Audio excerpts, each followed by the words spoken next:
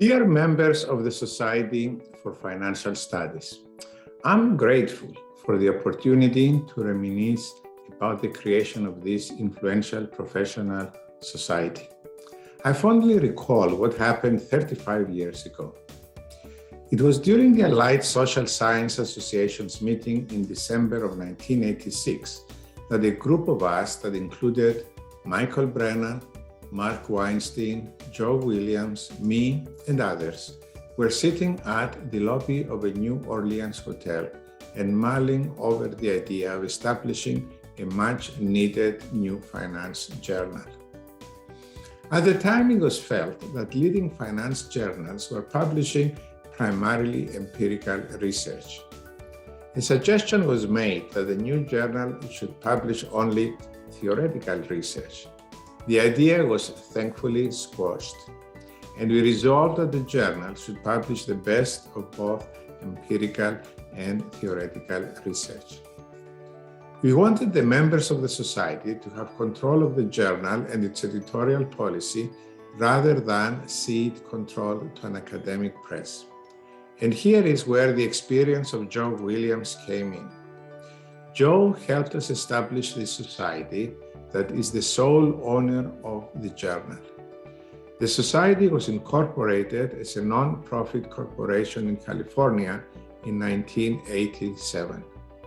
The founding officers of the society were Joe Williams as president, me as vice president, and Mark Weinstein as secretary treasurer.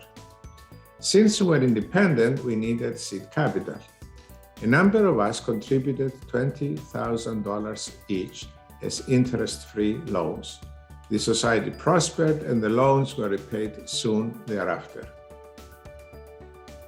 I am pleased to have the opportunity to offer some reflections on the occasion of the 35th anniversary of the founding of the Society for Financial Studies and the Review of Financial Studies. As a member of the founding committee and an organizer of the venture, I recall that we faced a number of challenges. Entry is not easy, but not impossible. Michael Brennan's willingness to serve as our founding executive editor and the willingness of some of the most distinguished scholars in finance to support the venture and provide an institutional context for appointing Michael were crucial.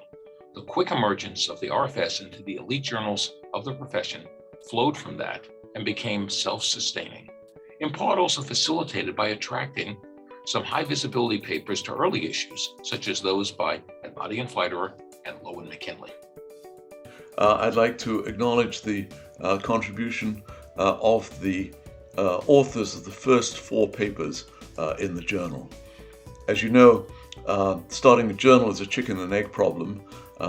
You need to persuade authors to submit to your journal. And yet what do you have to offer them except a reputation? And a new journal, of course, doesn't have any reputation. Well, we had our founding committee and we had a distinguished board of editors, but obviously no track record. So it was a bit of a risk for the authors of those papers, and they tended to be still fairly young in their career. So it was quite a sacrifice for them. So I'd like to acknowledge Anat Admati and Paul Fleiderer, Andrew Lowe and Craig McKinley, Phil Dybvig, and Mark Bagnoli, who published in our first issue. And those papers were critical in establishing the reputation of the journal as an outlet for theoretical and empirical papers, and set a very high standard, which got us off to a great start. So thank all of those contributors very much, and I'm very pleased to have been associated with the journal. So thank you very much.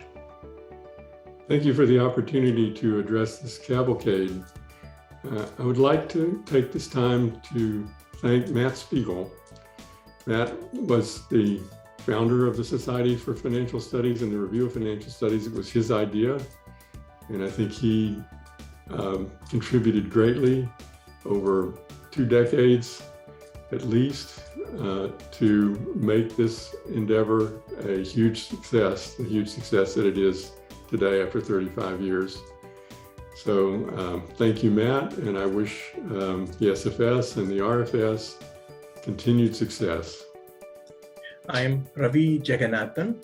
I was the president of the Society for Financial Studies between 2002 and 2005. It gives me great pleasure to thank the membership of the SFS, the past and current officers of the SFS, and also the current and past editors of the Review of Financial Studies, the Review of Asset Pricing Studies, and the Review of Corporate Financial Studies. All that has helped SFS become a success story. And with hindsight, I would consider the SFS as being one of the most important contributions to academic finance education and research during the past 3 decades. And during my time, if I recollect, one of the most important decisions that we made was to support Matt Spiegel in introducing the SFS Cavalcade and introducing the Review of Asset Pricing Studies and the Review of Corporate Financial Studies. And I thank the membership for giving me an opportunity to serve. Thank you all, and all the best. The Society for Financial Studies now sponsors 3 journals, numerous conferences, and of course the Cavalcade. This success and the size of our balance sheet is evidence of the amount that some academic publishers have been able to extract from academics. Our goal was and is to return the surplus to the profession in the form of services. I think kudos are due to Joe Williams, who negotiated our initial contract with OUP, which established the partnership that led to our success. But kudos are also due to our founding editor, Michael Brennan. A great editor is crucial to the success of a journal such as ours, and more so the founding editor. Not only was Michael a great editor, but the fact that he was known to be a great editor at the time was a signal about the quality of RFS from the beginning.